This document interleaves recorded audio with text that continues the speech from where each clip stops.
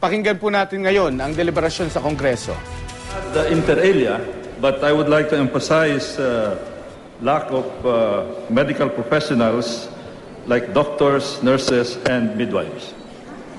Well, if you would include inter alia, which is among others, because there are other reasons.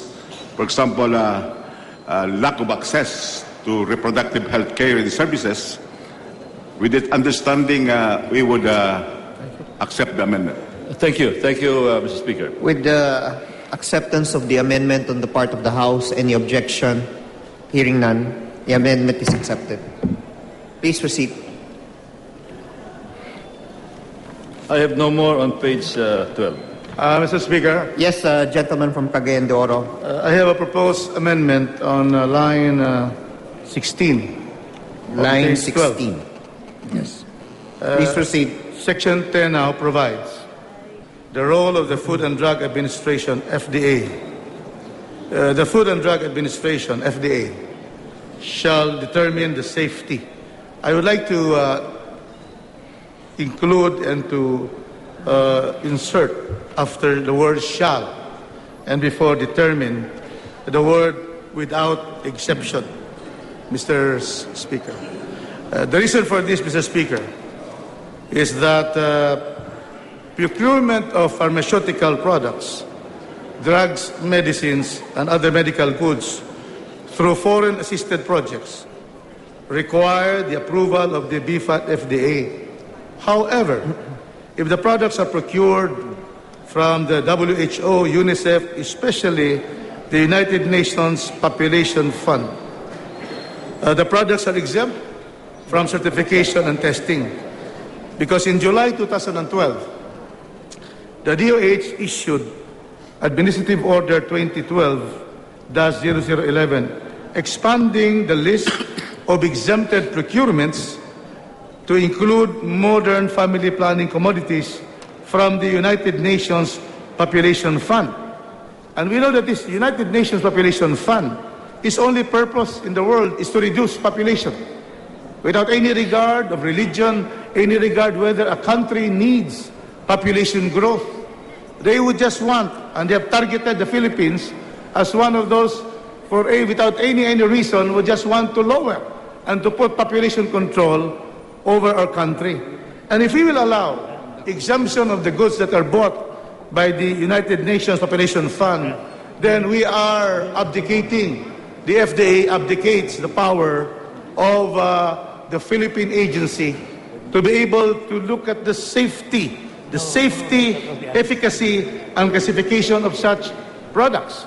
And that is why we would like to request the honorable distinguished sponsor if he could accept that to make sure that we will determine the safety, efficacy, and classification of products and supplies the Filipino way and not to be controlled by international organizations, then we would like to put there, shall include and insert therefore the words without exception, so that we are assured as a Filipino nation through our agency that these are really safe and will be classified properly.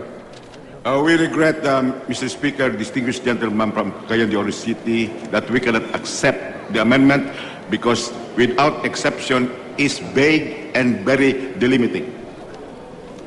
What is the comment of the gentleman? It's not vague. It is very clear. It says without exception. Contraceptives that will be brought by the United Nations Population Fund should not be exempt.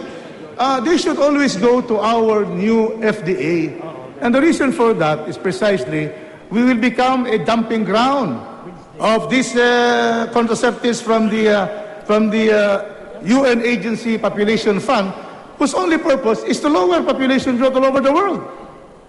So I would like to seek reconsideration from the distinguished sponsor so that we can clearly, it will be our own FDA, the Food and Drug Administration of the Philippines, will determine what is good for the Philippines and not the United Nations Population Fund.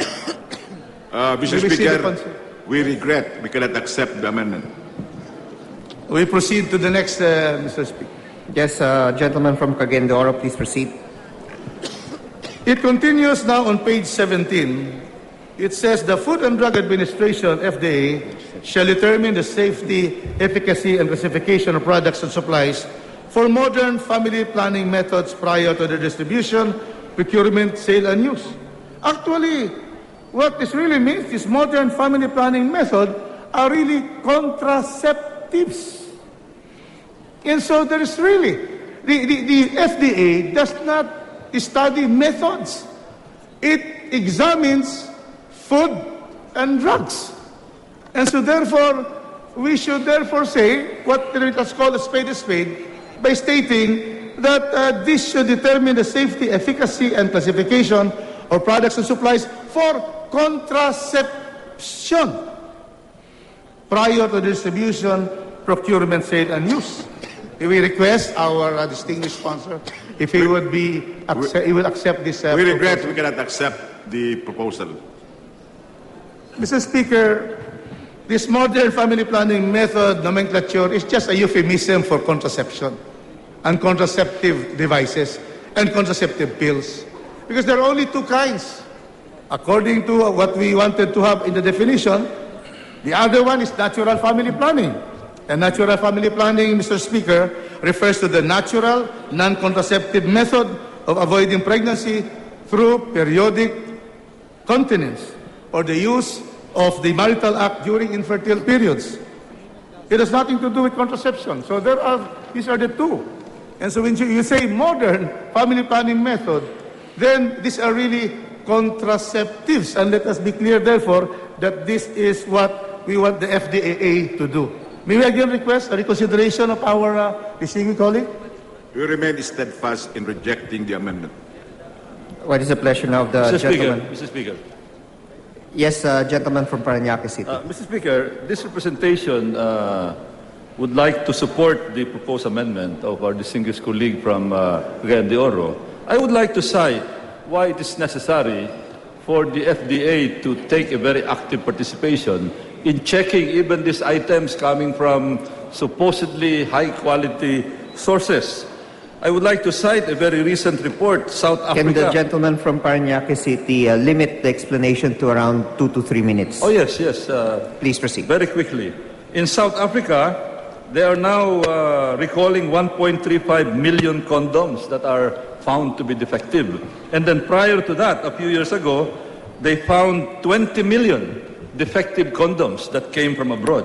So this is a very legitimate concern. Imagine if the government will be distributing condoms supposedly coming from good sources, international agencies, and then they end up to be defective.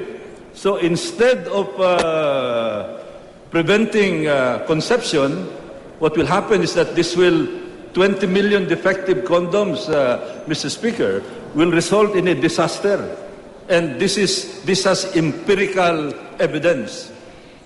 And I support, I think I'd like to join our colleague from Cagayan de Oro to appeal to our distinguished sponsor to recognize that this is indeed a valid risk. Again, what is the comment of the gentleman from Albay? We regret we cannot accept the amendment. Okay. I regret also that we are ignoring this very real risk, Mr. Speaker, distinguished sponsor. Please proceed, gentleman from Cagayan de Oro.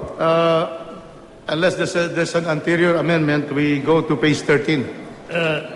Yes, gentleman Mr. from Speaker, Cebu. I propose to introduce an amendment. What line, gentleman from Cebu? Line 21. Pablo Garcia. Please proceed. Ano?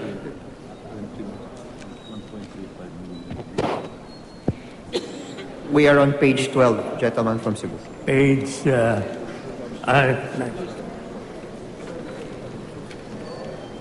Period of amendment ito.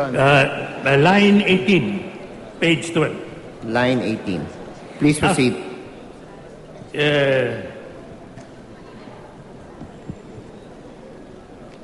After family planning methods and before prior to their distribution, procurement, sale, and use, insert the following phrase: